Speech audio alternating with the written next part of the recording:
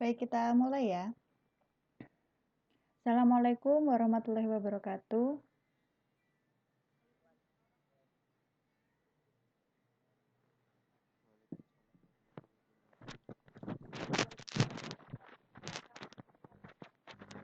Oke, ini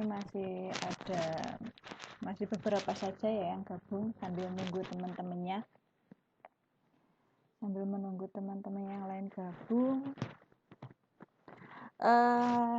Silahkan kalian bisa mempersiapkan buku PR atau hasil kerja UK2 yang kemarin ya. Jadi untuk hari ini nanti agendanya Bu Linda akan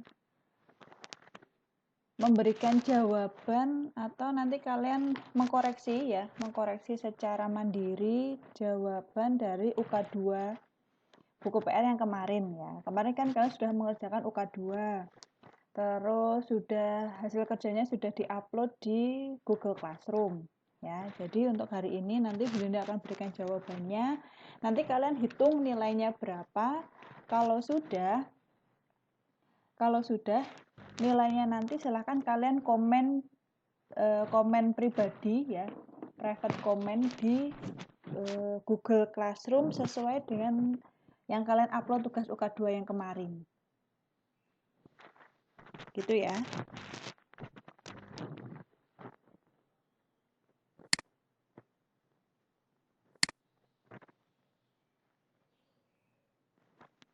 Setelah nanti Bu Linda berikan jawaban ya yang untuk UK2, nanti Bu Linda akan memberikan sedikit materi tentang gejala sosial kaitannya dengan perubahan sosial.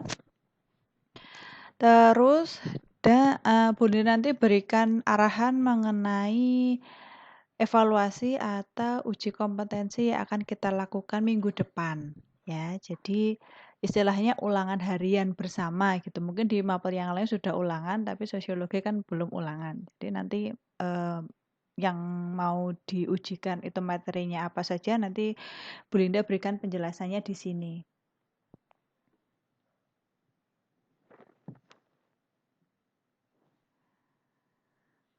Oke, langsung saja ya. Kalau sudah siap, kalian bisa buka hasil kerja kalian, Bu Linda dikte ya untuk jawabannya. Ini nanti kalian bisa gunakan atau kalian bisa pelajari nanti untuk ulangan minggu depan itu ya. Jadi beberapa soal tetap Bu Linda ambil dari latihan-latihan soal yang sudah kalian kerjakan. Oke, untuk yang A ya, yang A UK2 nomor 1 itu jawabannya B ya. Jawabannya B. Bu Rena menjadi seorang pengemudi ojek online setelah suaminya meninggal. Yang nomor 2 jawabannya Do. 2, 4, dan 5. Yang nomor 3 jawabannya Do juga. Ya, meningkatkan pengetahuan mengenai berbagai teknologi digital. Yang nomor 4 jawabannya B. Nomor 5 jawabannya Do. Nomor 6 itu jawabannya B. B. Nomor 7 jawabannya E. 8 jawabannya C. Nomor 9 jawabannya C. 10 B. 11 B lagi. 12 E. 13 Do. 14 Do. 15 B.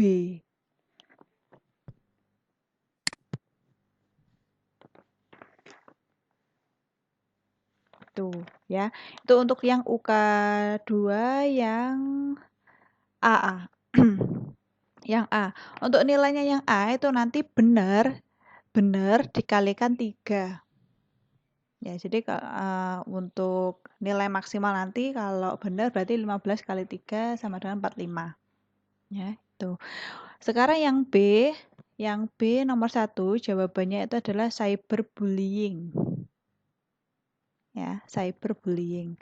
Nomor 2 jawabannya tertib, tertib lalu lintas ya, tertib.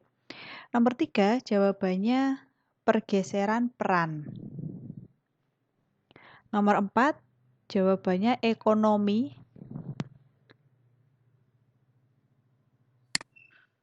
Ekonomi.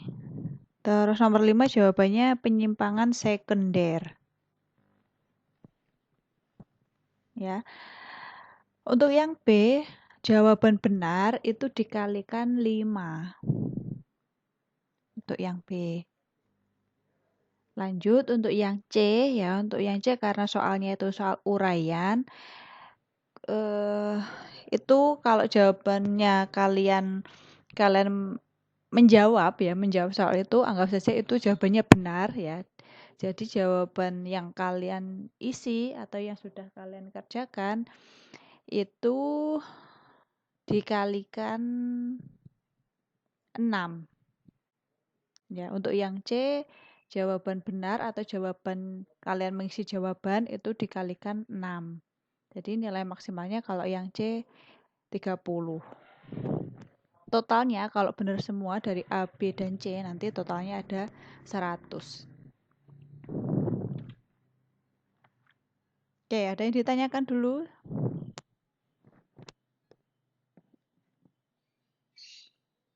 Dari Anggitita sudah paham?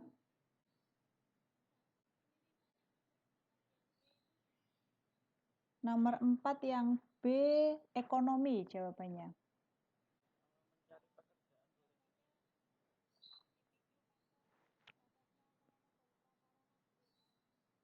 Oh iya, itu juga bisa.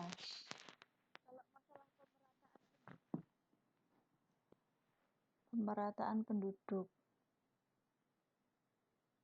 Oke, bisa. Saya juga. Ada ya yang lain lagi bertanya?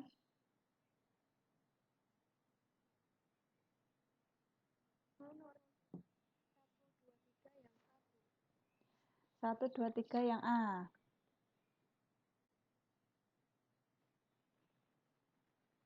Bentar.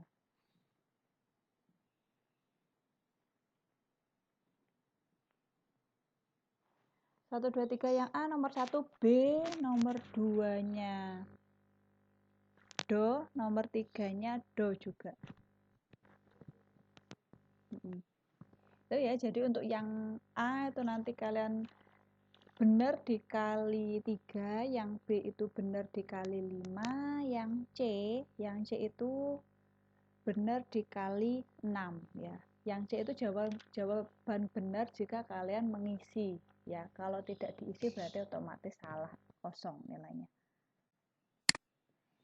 Itu ya, nanti kalau sudah ditotal kalian nanti tinggal upload nilainya di kolom komentar di Google Classroom ya, sesuai yang kalian upload tugas itu. Jadi nanti kalau yang sudah Belinda nilai berarti nilainya sudah Belinda ketik dan Belinda kembalikan.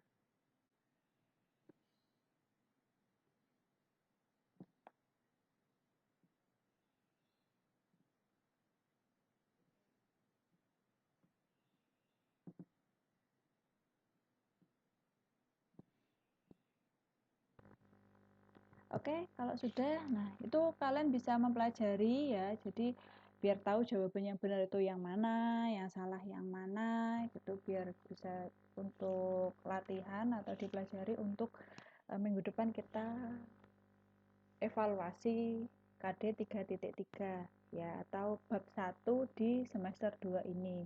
Nah, nanti untuk evaluasinya bentuknya seperti apa ya, tetap kita lakukan secara online, cuman nanti bentuknya antara kalau tidak pakai Google Form ya pakai Quizzes ya gitu. Dan diusahakan karena ini evaluasi, diusahakan minggu depan itu untuk bisa mengikuti ya, bisa mengikuti, jadi nggak ada susulan gitu, kecuali kalau memang benar-benar ada hal yang tidak bisa ditinggal atau ada sesuatu hal kalian bisa izin gitu. Nah, nanti materinya tentang apa saja untuk evaluasinya minggu depan? Tentunya tentang gejala sosial kaitannya dengan heterogenitas sosial, terus gejala sosial kaitannya dengan penyimpangan sosial, dan materi kita hari ini gejala sosial kaitannya dengan perubahan sosial.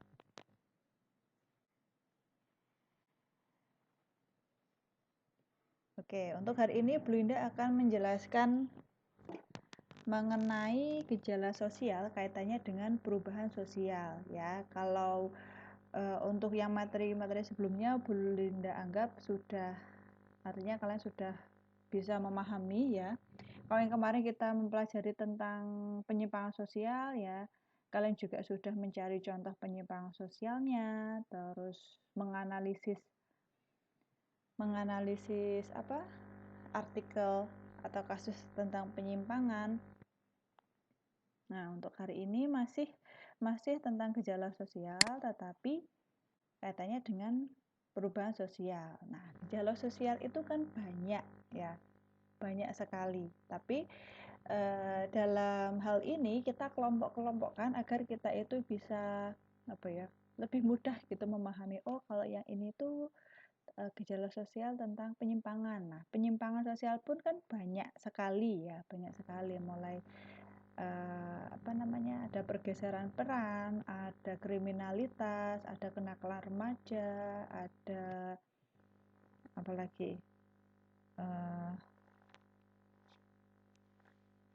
apa, kekerasan gitu dan lain sebagainya ya, ada banyak di situ.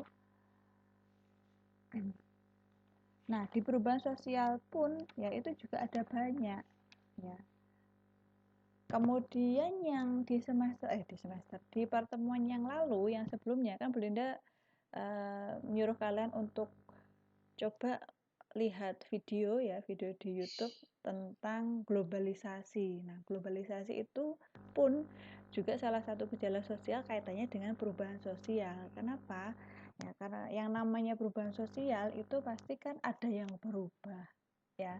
Dulu ndak ada, sekarang ada gitu. Nah, sedangkan gejala sosial yang kaitannya dengan perubahan sosial itu ada banyak, tidak hanya globalisasi ya, tetapi ada juga modernisasi, westernisasi, ada hedonis, ada konsumerisme, ya, ada cultural lag, cultural shock dan lain sebagainya ya, ada banyak. Nah, untuk hari ini kita hanya membahas tidak membahas semuanya, tapi hanya membahas sebagian saja agar kalian punya gambaran gitu bahwa masyarakat itu selalu mengalami perubahan gitu. Nah, sosiologi kan mempelajari tentang masyarakat. Nah, makanya kenapa sosiologi mempelajari juga tentang perubahan sosial. Nah, kaitannya apa masyarakat sama perubahan sosial?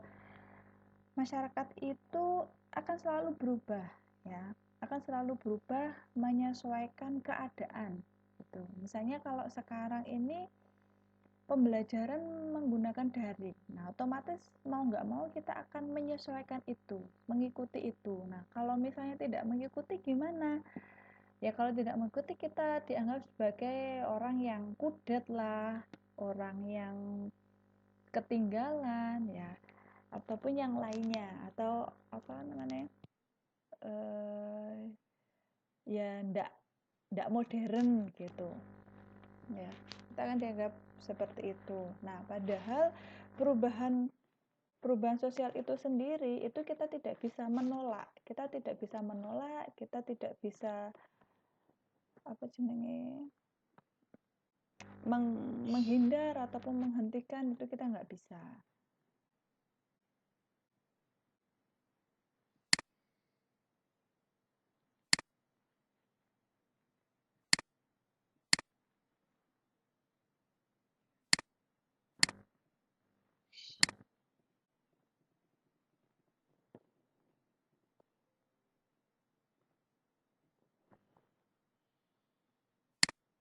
Oke, kita awali dulu dengan hakikat perubahan sosial itu sendiri. Nah, perubahan sosial ya, setiap masyarakat itu pasti mengalami perubahan. Nah, perubahan ini bisa terjadi ya, bisa terjadi dilihat dari aspek perubahan norma sosial ya, pola-pola sosial, terus interaksi sosial, pola perilaku, organisasi sosial, lembaga kemasyarakatan ya, ataupun susunan kekuasaan dan wewenang. Jadi perubahan sosial ini sebenarnya tidak, artinya itu tidak sempit tapi luas ya. Perubahan yang dinamakan perubahan sosial itu tidak hanya perubahan secara fisik atau secara materi kita bisa melihat ya, misalnya kalau HP dulu HP itu bentuknya begini, sekarang HP itu bisa lebih canggih, bisa buat video call ya, bisa buat rekam video gitu. Kalau dulu HP ya cuman buat telepon, buat SMS gitu. Nah, itu juga termasuk perubahan sosial, tapi perubahan sosial tidak hanya itu gitu, tapi juga perubahan meliputi nilai dan norma, meliputi interaksi, pola interaksi kita gitu juga berubah loh ternyata. Apa buktinya? Ya, seperti nilai dan norma atau tata krama misalnya ya. Kalau dulu ya, orang dulu itu kalau sama orang tua itu pasti sangat menghormati, terus misalnya jalan itu ya selalu menunduk gitu. Sopan santun itu sangat dihargai, sangat ditinggikan gitu. Tapi kalau sekarang ya sudah mulai luntur gitu, tidak seperti dulu lagi gitu. Kalau dulu misalnya kalau mau berangkat sekolah atau mau pergi itu kan selalu pamit ya, pamit sama orang tua atau sama orang rumah, cium tangan dan lain sebagainya gitu. Bu, saya pergi dulu ya, assalamualaikum tuh. Itu kalau dulu. Kalau sekarang ya masih ada seperti itu, cuman nggak semuanya palingan ya. Biasanya kalau pamit itu sudah di motor atau sudah wis tinggal wer gitu, Bu, berangkat sih, Assalamualaikum, langsung wer gitu. Nah, itu juga termasuk dari perubahan sosial juga. Ada perubahan uh, nilai ya, nilai dan norma di situ. Dan perubahan itu tidak hanya itu, dan banyak lagi, misalnya kayak perubahan susunan kekuasaan ya, organisasi itu tentu termasuk dalam perubahan sosial. Nah, perubahan ini ya, perubahan sosial itu merupakan bagian dari perubahan kebudayaan juga ya. Perubahan dalam kebudayaan itu mencakup semua bagiannya, yaitu kesenian, ilmu pengetahuan, teknologi, filsafat, bahkan perubahan dalam bentuk serta aturan organisasi sosial. Nah, ini yang Bu Linda katakan tadi, bahwa perubahan itu tidak selalu ada bentuknya, tidak selalu real, tidak selalu perubahan secara fisik, tetapi juga perubahan secara budaya pun itu juga bisa berubah. Nah, kenapa sebenarnya manusia itu berubah ya? Manusia itu atau masyarakat itu cenderung melakukan perubahan karena yang pertama ada rasa yang tidak puas terhadap keadaan ya. Yang namanya manusia pasti yo tidak puas, uh, sudah baik, misalnya sudah baik, tapi dia pengen yang lebih baik lagi, yang lebih baik lagi. Nah, itu rasa tidak puas. Itu. Nah, karena rasa tidak puas itu tentu manusia itu akan apa namanya? Ya menuruti kepuasannya dengan cara melakukan perubahan-perubahan gitu.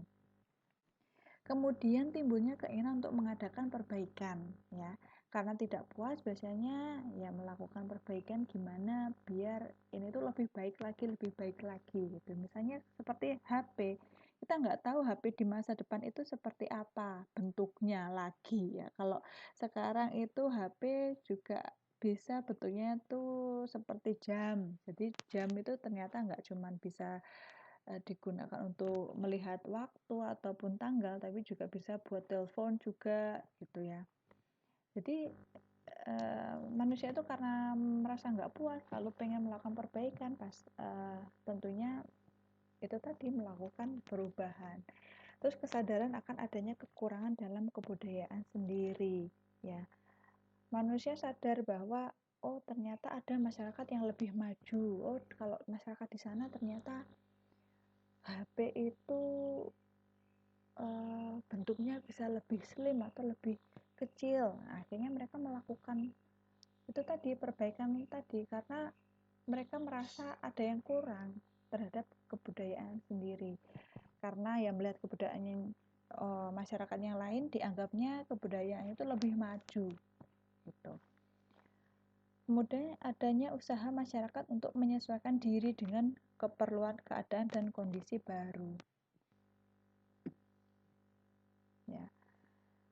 Karena keadaannya baru, misalnya keadaannya itu tidak seperti yang dulu, makanya masyarakat pun juga akan berubah, menyesuaikan, ya seperti yang kita lakukan sekarang ini. Dulu kan kita pembelajarannya secara langsung, ya nggak perlu harus bisa mengoperasikan aplikasi misal Google Meet dan lain sebagainya gitu. Tapi kalau sekarang karena kondisinya seperti ini, kita dituntut untuk menyesuaikan diri. Ya, ini kita melakukan perubahan dalam pembelajaran yang dulunya secara langsung, sekarang secara tatap maya, ya, atau tidak langsung menggunakan media. Terus dan masih banyak lagi kenapa masyarakat itu cenderung berubah, ya, sebab-sebabnya itu ada banyak, ya. Banyaknya kesulitan yang dihadapi, tingkat kebutuhan masyarakat semakin kompleks, terus sikap terbuka dari masyarakat itu sendiri terhadap hal-hal baru, ya, dan sistem pendidikan yang memberikan nilai-nilai tertentu bagi manusia. Nah, masyarakat itu ada juga masyarakat yang terbuka dan tertutup gitu. Kalau masyarakat itu terbuka, maka akan sangat memungkinkan perubahan itu bisa terjadi, ya. Kenapa? Karena kan kalau masyarakat kita terbuka, kita kan bisa bebas berinteraksi dengan masyarakat yang lainnya, ya, tidak hanya dari lingkup wilayah kita saja, tapi bisa luar wilayah, bahkan luar pulau ataupun luar negara. Nah, itu memungkinkan kita itu juga mendapatkan hal-hal yang baru dan mempengaruhi kehidupan kita selanjutnya. Akhirnya perubahan di situ pasti akan terjadi. Nah, tapi ada juga masyarakat yang tertutup, di mana masyarakat itu tidak mau menerima hal-hal yang baru. Padahal perubahan itu akan tetap terjadi, akan terus terjadi, tapi walaupun masyarakat itu tahu ada perubahan di luar sana, ya, tapi mereka karena tertutup terhadap perubahan, makanya ya bisa dikatakan masyarakat itu menjadi masyarakat yang statis, ya, tetap seperti itu, ya, tidak berubah dari tradisinya, dari kesehariannya, ya akan tetap seperti itu saja. Nah, apakah ada masyarakat yang seperti itu, Bu? Ya, ada, ya, jelas ada masyarakat seperti itu. Nah, kalau di Indonesia sendiri ada apa enggak? Ya, kita bisa melihat ada, kalau Indonesia itu kan punya berbagai macam suku, bangsa, ya, tinggal di daerah-daerah yang banyak juga, ya, dengan kondisi yang bermacam-macam juga. Nah, di Indonesia juga ada suku-suku yang tinggal di daerah pedalaman, ya, yang sulit akses, yang sulit berinteraksi dengan dunia luar. Nah, masyarakat yang seperti inilah yang masyarakat yang tertutup. Jadi dia tetap mempertahankan tradisinya, walaupun masyarakat itu tahu di luar sana ada perubahan, tapi dia tidak menerima perubahan itu. Juga ada yang seperti itu, ya. Jadi tahu sebenarnya di luar sana ada listrik, ya. Listrik itu kalau malam bisa berguna loh untuk menerangi kita biar nggak gelap, tapi mereka nggak mau menerima itu, ya. Kenapa? Karena mereka menganggap itu akan merusak, misalnya merusak tatanan alam gitu. Mereka nggak mau melakukan hal yang tidak sesuai dengan hukum alam, misalnya gitu, ya, karena sikap tradisi mereka gitu. Mereka tahu di luar sana ada pakaian yang bagus, ataupun kalau mandi itu pakai sabun biar wangi gitu. Tapi mereka nggak menggunakan itu karena menganggap kalau menggunakan itu semua akan merusak alam gitu. Yaitu menjadi sebuah pilihan, ya, dan prinsip hidup. Nah, tinggal kita sendiri, yang namanya perubahan sosial itu kan kita nggak bisa menghindari, tinggal sikap kita bagaimana terhadap perubahan itu. Apakah kita menerima semua perubahan yang ada, ataukah kita menolak, ya, perubahan itu, atau kita menyaring, ya, memfilter. Jadi mana yang masuk sesuai dengan budaya kita, mana yang enggak gitu. Nah, Itu tentang perubahan sosial ya.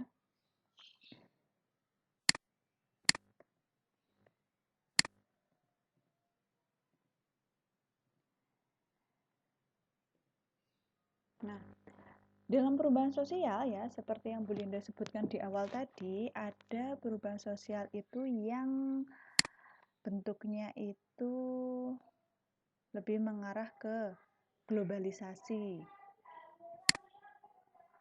Ya, ada yang lebih mengarah ke globalisasi ya, seperti yang kalian tonton ya di video di YouTube. Nah, jadi kan yang namanya globalisasi itu masyarakat global atau mendunia ya, atau kita itu berinteraksi itu sudah lintas negara. Jadi seperti dunia itu tanpa batas.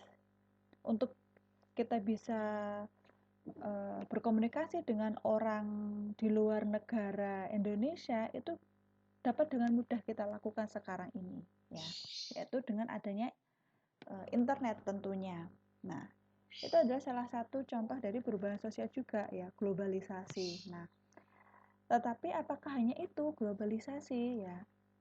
Globalisasi itu mencakup banyak bidang, gitu. Tidak hanya interaksi kita, tetapi juga dari dari perdagangan, dari hubungan diplomatik atau hubungan politik itu juga ada. Dimana kalau yang namanya globalisasi itu pasti kerjasama antar dua negara.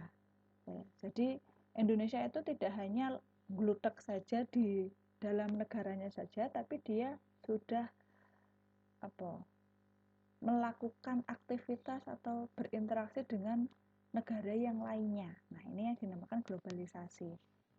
Misalnya ada produk nih. Produk kita mengenal karena kita sudah masuk ke dunia global, kita masuk dalam pemasaran global, kita bisa menggunakan produk dari luar negeri. Nah, itu loh yang namanya globalisasi. Kalau kita apa menggunakan produk luar negeri itu salah satu bukti bahwa globalisasi itu memang ada.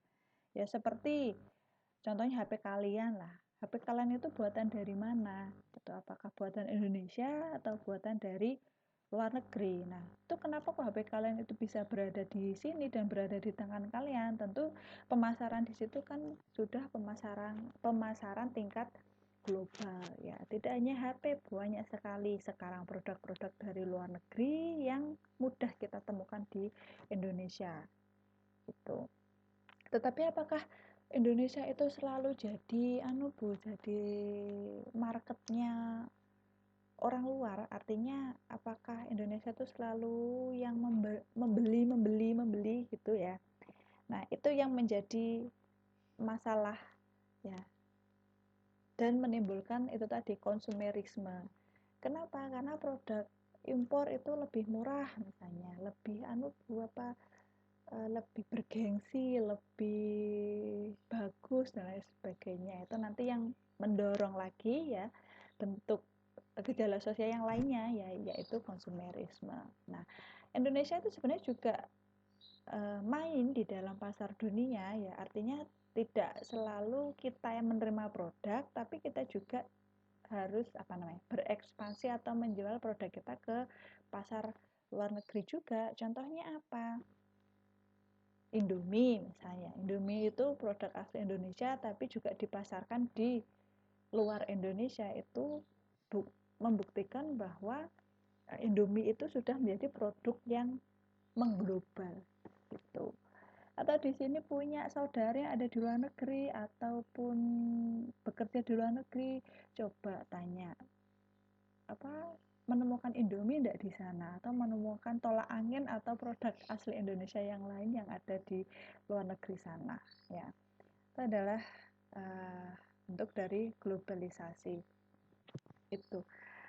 Kemudian yang lainnya, perubahan sosial, gejala sosial kaitannya dengan perubahan sosial yang lainnya selain globalisasi itu adalah westernisasi ya. Westernisasi kalau westernisasi itu kan west itu kan barat ya. Jadi kayak gaya hidup atau hal yang mengarah ke barat-baratan. Nah, kebarat-baratan ini maksudnya apa, Bu? Kenapa harus barat? Kenapa kok nggak timur? Kenapa kok nggak tengah? Kenapa kok nggak selatan gitu? Nah, karena negara barat itu maksudnya Eropa, ya Amerika dan sebagainya, yang notabene itu negara apa ya? Negara adidaya gitu ya. Kita tuh menganggap bahwa mereka ya, negara Eropa itu negara yang maju ya. Akhirnya apa yang negara itu produksi, apa yang negara itu lakukan, biasanya kita itu meniru ya, meniru, bisa meniru dari gaya hidupnya, bisa meniru dari apa namanya, lifestyle ya, gaya pakaiannya ya, ataupun yang lainnya yang mengarah ke barat-baratan itu ya.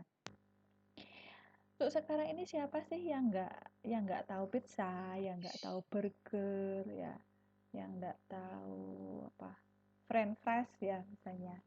Itu adalah salah satu produk dari barat ya yang sudah mendunia, dan kalau kita makan itu makanan orang barat itu kita dianggap sebagai orang yang wah, ataupun ada gengsi tersendiri gitu loh. Nah, itu namanya westernisasi. Tidak hanya makanan ya, tetapi dari gaya hidup juga ya.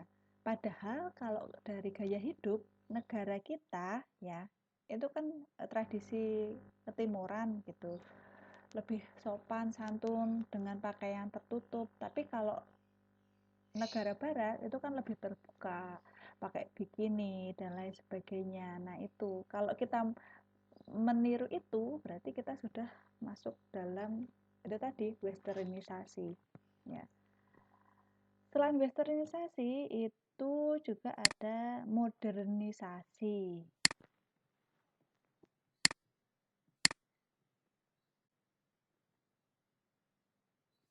Ya, modernisasi. Jadi modernisasi itu gejala sosial juga ya, gejala sosial juga akibat perubahan sosial. Modernisasi ini ada ya, salah satu bentuk dari perubahan sosial yang namanya modernisasi itu ya berasal dari kata modern ya. Modern itu dari bahasa Latin modernus. Modernus dari kata modo dan ernus ya. Modo itu yang artinya cara, ernus itu menunjuk pada adanya periode waktu masa kini ya. Jadi kita bisa mengatakan yang namanya modernisasi itu berarti proses menuju masa kini atau proses menuju masyarakat modern, atau juga kita bisa simpelnya itu cara hidup manusia masa kini gitu ya, masa sekarang ini gitu. Itu yang dimaksud disebut sebagai modern. Nah, apakah modernisasi itu akan berhenti dalam satu titik ya? Nah, jawabannya gimana? Ya tidak ya, karena masyarakat itu kan akan terus berjalan, perkembangan ya, perubahan itu akan terus berjalan. Kalau masa kini itu HP, yang namanya HP yang modern itu HP yang bisa buat video call, bisa buat rekam video, bisa buat ngirim video, foto ya. Jadi HP itu tidak hanya buat telepon sama SMS loh ya. Itu yang dikatakan sebagai modern, HP masa kini. Tapi kalau misalnya kita lihat 5 tahun yang lalu atau 10 tahun yang lalu lah, HP yang bisa buat telepon, bisa buat SMS, bisa buat WA misalnya, itu sudah modern kalau 10 tahun yang lalu. Tetapi nyatanya 10 tahun ke depan ya, masa kini ya, sekarang ini 2021 ternyata sudah berubah lagi. Nah, jadi yang namanya modernisasi itu ya perubahan, termasuk perubahan sosial juga, tetapi dia itu akan terus gitu ya, terus berubah ya, akan terus berubah, bertransformasi, modern sesuai dengan masanya itu. Kita nggak tahu 5 tahun ke depan, 10 tahun ke depan HP itu apalagi kecanggihannya.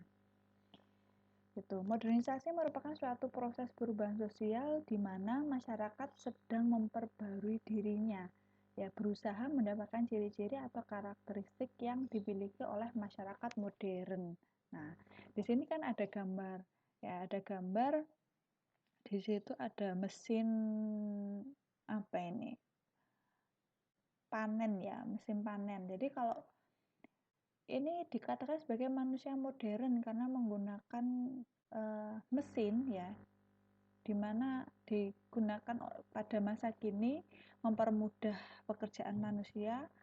Jadi kalau kalau dulu yang namanya panen itu ya manual pakai tangan, terus mengerahkan orang banyak ya untuk panen gitu. Kalau sekarang mah pakai mesin itu cukup 1-2 orang itu sudah beres sehari gitu. Nah, ini salah satu bentuk dari modernisasi juga. Nah, modernisasi, nah di sini disebutkan bahwa untuk mendapatkan ciri-ciri atau karakteristik yang dimiliki masyarakat modern. Ternyata masyarakat itu yang namanya masyarakat modern itu ada ciri-cirinya. Ada masyarakat modern, ada masyarakat tradisional. Nah, kenapa kok modernisasi itu perlu ya? Modernisasi itu perlu karena membuat hidup menjadi lebih praktis dan nyaman ya. Kita bisa merasakan kan sekarang gitu.